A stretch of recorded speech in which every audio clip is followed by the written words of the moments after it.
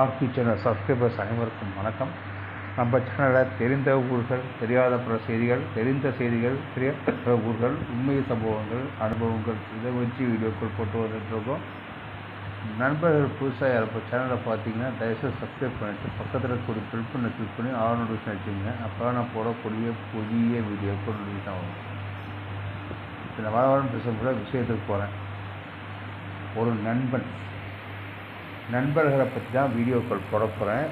இது என்னுடைய வாழ்க்கையில் நடந்த சில அனுபவங்களை வச்சு வீடியோ போடுறேன். இது யாரையும் நான் மனசார புண்படுத்துகிற இந்த வீடியோ போடல. என்னோடய நண்பர்கள் யாரும் அந்த வீடியோவை பார்த்தீங்கன்னா அந்த வீடியோனால அவங்களுக்கு எதுவும் ப்ராப்ளம் வந்துச்சு, இல்லை மனசை புண்படுத்திட்டாங்கன்னா அதுக்கு நான் தார்மீக மூலியமாக மன்னிப்பு கேட்டு வீடியோவை போடுறேன். அதனால் சொல்ல வந்த விஷயத்தை சொல்லாமல் இருக்கக்கூடாது.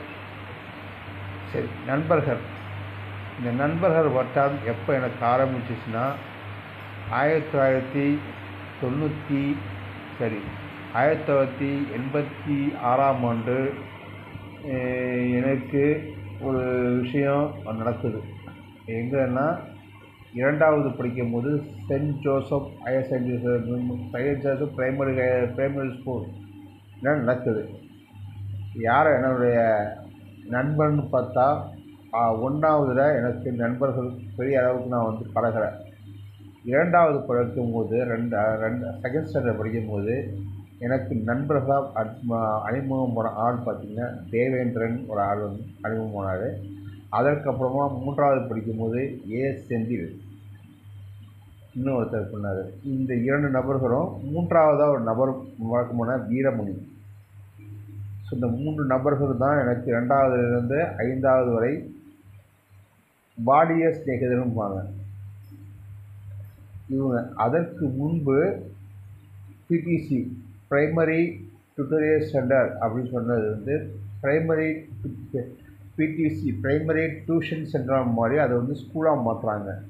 அப்போ ஜான் விக்டர்ங்கிறவர் எல்கேஜி யூகேஜி படிப்பது 1வது வரைக்கும் இப்போ பழையது பிடிசி இதை கமனம் மெட்ரிகுலேஷன் ஸ்கூல்னு மாற்றி கமனம் பிரைமரி ஸ்கூல்னு மாற்றி வைக்கிறார். ஆனால் பிடிசிக்கு போர்டு இருந்துக்கிட்டு இருந்துச்சு. கமனம் டுட்டோரியல் சென்டர், கமனம் ட்ரஸ்ட்டுன்னு தான் வச்சுருந்தார்.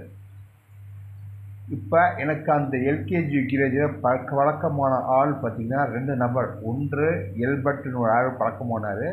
அதற்கப்புறமா சித்தார்த்தன் ஒரு ஆள் பழக்கமானார். இது எல்கேஜி மற்றும் யூகேஜியில். இந்த எல்பர்ட்டுங்கிறவர் சென்ட் ஜோசப்லையும் அவர் பழக்கமாக இருந்தாலும் அவர்கிட்ட சில டச்சப்புகளை நான் பெருசாக வச்சுக்கிறேன். 6வது படிக்கும்போது எல்பர்ட்டு 5வது பிடிசி அதாவது சென்ட் ஜோசப் முடித்து கவர்மெண்ட் பாய்ஸ் ஹையர் ஸ்கூல் சொல்லக்கூடிய நகரத்தின் மையப்பகுதியில் இருக்கக்கூடிய பட்டுக்கோட்டை நகரத்தில் இருக்கக்கூடிய மையப்பகுதியில் எனக்கு நண்பராக வாய்க்கிறாரு. 6வது படிக்கும்போது 7வது படிக்கும்போது எனக்கு அடுத்த நம்பர், அதாவது 6வதுலேயே அவர் இருந்தாலும் 7வது படிக்கும்போது தான் ஒரு சில நண்பர் எனக்கு பார்க்க போகிறாங்க. அதில் ஒரு சில நண்பர் பேரை மட்டும் சொல்கிறேன். ராமலிங்கம்.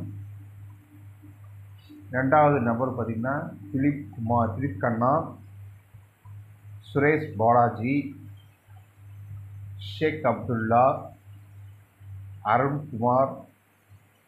இவங்கெல்லாம் மேலே ராமலிங்கம் அவர் எனக்கு கம்யூனிட்டி லெவல்லையும் எனக்கு, அதாவது என்னோடய ரிலேஷன் ஒரு அளவுக்கு என்னோட கம்யூனிட்டியில் அவர் ரிலேஷன். அவர் எனக்கு பழக்கமாறு. அதற்கப்புறமாக பழக்கமாறு யாருன்னா நகரத்தில் இருக்கக்கூடிய மிகப்பெரிய ஒரு புள்ளி, எனக்கு புள்ளியினுடைய ஒரு கட்சி, அதாவது அப்போ ஆளுங்கட்சியாக இருந்துகிட்டு இருக்கக்கூடிய ஒரு கட்சியில் பிரபலமாக நகராட்சியாக இருக்கக்கூடிய பையன் எனக்கு அறிமுகமானார். அந்த பையனோட பேர் நான் சொல்ல விரும்பலை, ஏன்னா சொன்ன சில ஆட்களுக்கு பிடிக்காது. இருந்தாலும் ஒரு சில பேர் இவர் பெருமாளுடைய அவதாரம் வரக்கூடிய ஒரு பேரையும், அதுக்கப்புறமா அந்த உலகத்தை படைக்கக்கூடிய ஒரு பரமாத்மாவுடைய பெயரையும் இரண்டையும் இணைத்து அந்த பேர் சொல்லியிருப்பேன். இதிலேயே நீங்கள் அந்த விஷயம் பேர் யாருன்னு நீங்களே கண்டுபிடிச்சிங்க. இந்த நபர் எனக்கு வழக்கம் போனதுக்கப்புறமாக மற்ற எல்லா நபரும் ஒதுங்குறாங்க. அதில் மிக முக்கியமான நண்பர் யாருன்னா 4வது படிக்கும்போது பிஎன் ஸ்ரீராம் ஒரு ஆள் எனக்கு பழக்கம் போனார். அதை எப்படி சென்ட் ஜோசப்பில் அதனுடைய அதற்கப்புறமா இவர் 6வது படிக்கும்போது வரல, 4வது 5வது படிச்சுட்டு 6வது திருப்பி 7வது படிக்கும்போது டிஆர் ஸ்ரீராம் திருப்பி பறக்க போடுறாரு.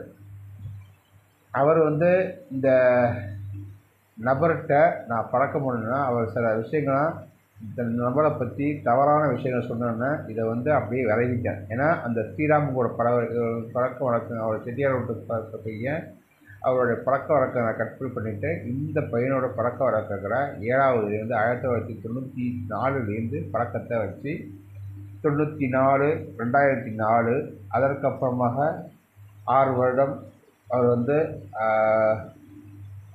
இங்கிலாந்து ஒன்றியமாக இருக்கக்கூடிய யூகேக்கு அவர் பயணப்பட்டு அதற்கப்புறமாக 2009ஆம் ஆண்டு இறுதியில் 2010ஆம் ஆண்டு பார்க்குறாரு. 2010ஆம் ஆண்டு கடைசியில் பார்க்குறாரு. அவர் 2009 வந்துட்டார். நான் 2010 தான் பார்க்குறாரு.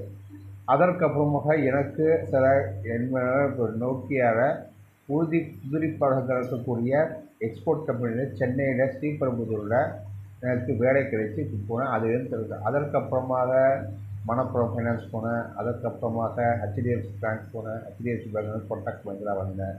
அப்போ எல்லாம் ஃபோனில் கான்டாக்டாக வந்தார். அதற்கப்புறமாக 2013க்கு அப்புறமாக எனக்கு சென்னை வாழ்க்கையை வேணான்னு சொல்லி விழுத்துட்டு பண்ணும்போது அதிலேருந்து 2013லேருந்து 2023 வரை 10 வருடங்கள் அவர் தொடர்ந்து எனக்கு பழக்கமாக இருந்தார். அவர் நான் அடிக்கிறனோ இல்லையோ காலையில் 8:45 கால் பண்ணிடுவார் அந்த நபர். அப்படி இல்லையா 10:30க்கு நான் கால் பண்ணுவேன். என்னையா என்ன இருக்க பிஸியாக இருக்கேன்னு நான் கால் பண்ணுவேன். ஒரு கட்டத்தில் அவரே சொல்லியிருக்காரு, இவரை ஏங்க இவரே ஒரு நண்பர் ஏன் இவரையே சுற்றிட்டு இருக்கீங்கண்ணே, ஏன் தனியாக விட்டா வேலையே ஆகிடுவாங்க அப்படின்னு சொல்லி அந்த நபர் சொன்னதாக அதை நான் பெருசாக எடுத்துக்கிறேன். ஆனால் 2022ஆம் ஆண்டு எனக்கு வேலை வாங்கி கொடுக்குறதுக்கு சில உதவிகள் பண்ணுறேன்னு சொல்லி அந்த நபர் எனக்கு சேர்ந்து பணம் பறந்தது மிகப்பெரிய ஒரு கேவலத்தை உண்டாக்கிட்டார். அதுக்கு மட்டும் அதற்கு நிறைய பொருளாதார இழப்புகள். அதற்கு முன்பு நான் ஒரு கம்பெனி, அதாவது ஒய்பிஎஸ் என்று சொல்லக்கூடிய ஒரு தொழில், அதாவது சரக்கு வாங்கி சேவை ஃபுட்டு உணவு பண்டங்கள் வாங்கி அதை சந்தைப்படுத்த தொழிலை தஞ்சாவூரில் ஆரம்பிச்சிருக்கும்போது அவர்கிட்ட சொல்லாமல் ஆரம்பிச்சுன்னு சொல்லி சில பேர் அதற்கப்புறமாக சில நஷ்டங்கள் ஏற்படுத்தவும் அவர்கிட்ட ஒரு உதவி கொடுக்கும்போது என்னகிட்ட பண்ணுன்னு சொல்லி அப்பயே சில காழ்ப்புணர்ச்சி காட்டினா அதை பெருசாக எடுத்துக்கிறேன். ஏன்னா 2019ஆம் ஆண்டு 2020ஆம் ஆண்டு கொரோனா லாக்டவுன் போட்ட ஊரடங்கு போட்டதுக்கப்புறமாக கொரோனா லாக்டவுனுக்கு அப்புறமா அந்த அப்போ பொருளாதாரத்தை எனக்கு இந்த கேஸை நான் போட்டு தரேன் அப்படின்னு சொல்லி மூவ் பண்ணுறதாக அதுக்கு அவர் உதவி பண்ணாருன்னு சொல்லி எனக்கு சரி நம்பி பண்ணேன்னு சொல்லி நானும் பணம் கொடுத்தேன். ஒரு கட்டத்தில் என்னால் 10 ரூபா ஃபஸ்ட்டு கொடுத்தேன். அதுக்கப்புறம் நடைமுறை சேவை போயிட்டு அவளுக்கும் பார்த்தீங்கன்னா 4 ரூபா போணுச்சு.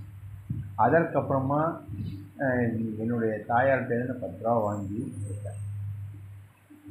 சரி, இது ஒரு பக்கம் போயிட்டு இருக்கு. இதே அதற்கப்புறமாக எனக்கு இந்த கோஆப்ரேட்டிவ் சொசைட்டின்னு சொல்லக்கூடிய இந்த ரேஷன் கடையிலேருந்து ரேஷன் ஊழியர்கள் நியாயவிலை கடையில் ஊழியர்கள் பணி நியமனத்துக்கான பணி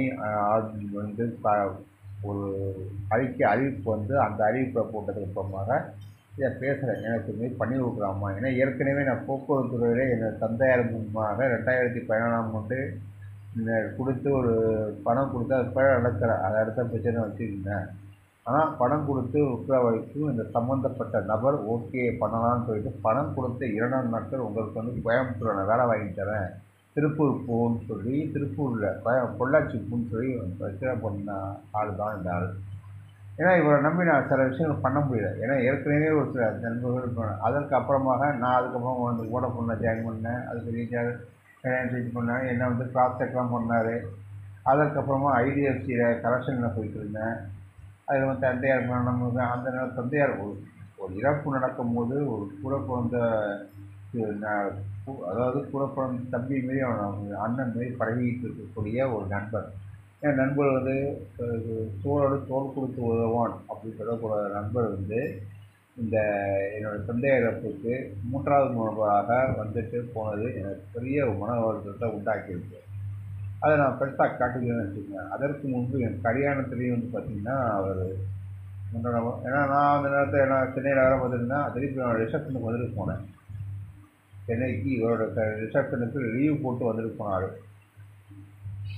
அது நான் சொல்கிறேன். சரி, அது ஒரு தனிப்பட்ட விருப்பம்னு வச்சுங்களேன். ஏன்னா நம்ம ஒரு நபரை வந்து செஞ்சதை சொல்லி எழுதிவிடாது அப்படிங்கிற பாலிசி நான் பெருசாக எடுத்துக்கிறேன். அந்த விஷயத்தை தந்தை இழப்பு அதுக்கு நான் பெருசாக காட்டிக்கிறேன் அந்த பையன். அதற்கப்புறமா அந்த பொருளாதார ரீதியாக பெரிய ஒரு இழப்பை வந்து சம்மந்தப்பட்ட நபர் உண்டாக்கிட்டாரு. இதற்கு அப்புறமாக இந்த ரேஷன் கடை ஊழியர் ஜாப்புக்கு வந்து எனக்கு கொடுத்துட்டு நான் பண்ணித்தரேன்னு சொல்லிட்டு ஒரு ஒரு ஒரு அரசியல் சம்மந்தப்பட்ட ஒரு ஆள்கிட்ட மூவ் பண்ணி விட்டபோது அவர் வந்து முன்னாள் அந்த ஒரு கட்சியில் இருக்கக்கூடிய ஒரு திராவிட கழகத்திலேருந்து பிரிந்த ஒரு கட்சி, அந்த கட்சியினுடைய நகர செயலாளர் இருக்கக்கூடிய ஆள்கிட்ட போகும்போது பார்க்கலாம் தம்பி பார்க்கணும்னு சொல்லிட்டு அந்த நபருக்கு அதுக்கப்புறம் அந்த நபர் பெருசாக ஒன்றும் ஈடுபடுத்தலை. ஆனால் அவருடைய பெயரை யூஸ் பண்ணி இந்த சம்மந்தப்பட்ட நபர் என்னகிட்டேருந்து பணத்தை வாங்கி சொன்னார். அதற்கப்புறமா இந்த விஷயத்தை பெருசாக இருக்காது. அதற்கப்புறமா எனக்கு மன வருத்தங்கள்லாம் வந்துச்சு. அதனால் வயசு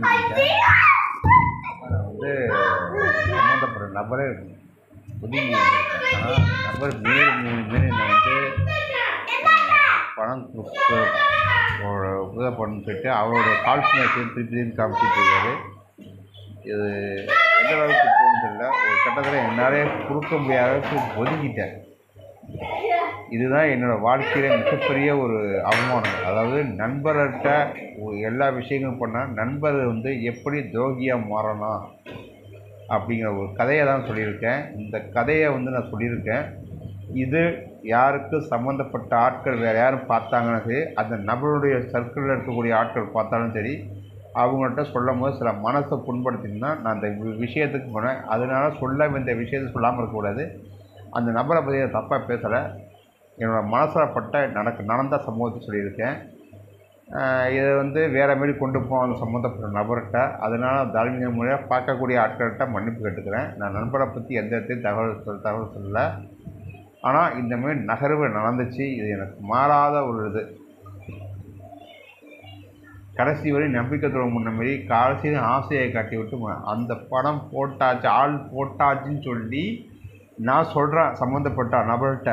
இல்லையா பேசி சொல்கிறேன்னு சொல்லிவிட்டு அப்புறம் ஒரு 3 நாள் ஃபோன் எடுக்காமல் இருந்து நானாக நேராக பார்த்து சொல்லும் போது அப்படியா சங்கதின்னு சொல்லி அதற்கப்புறமா ஏன்னா அவர் வந்து சில விஷயங்கள்லாம் வந்து பணம் கொடுத்தாரு, எனக்கான பணம் கொடுத்தாருன்னு சொல்லி அவர் விஷயம் சொல்கிறாரு. அது எந்த அளவுக்கு உண்மைங்கிறது அந்த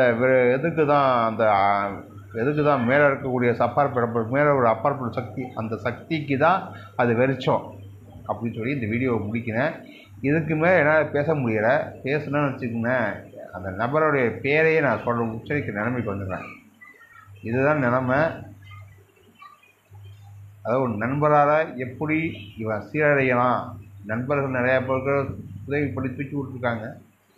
நண்பர்கள் வந்து எப்படி துரோகியாக மாறி ஒருத்தருடைய வாழ்க்கையை எப்படி கிடைக்கலாம் அப்படின்னு சொல்லி இருக்கக்கூடிய இடத்துல இந்தமாரி நபர்கள் இருக்காங்க. இப்போ அதுவும் இப்போ இருக்கக்கூடிய சுயநலம் பிடிச்ச உதவுறத்தில் இந்தமாரி ஆட்கள் இருக்காங்கன்னு சொல்லி இந்த வீடியோவை முடிக்கிறேங்க.